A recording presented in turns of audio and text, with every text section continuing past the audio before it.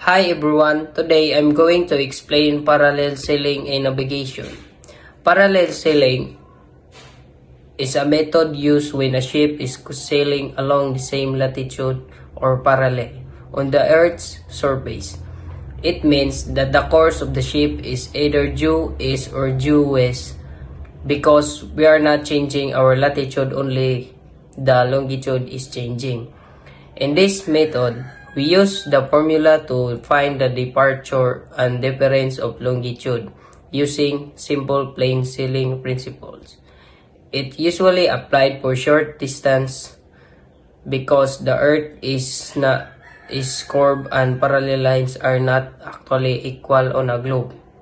For example, if a ship sails due east from latitude 20 degree north, it will stay at that latitude and only move east or west along the same parallel.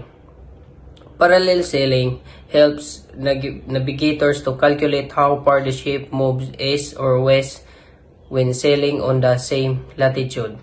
That's all. Thank you for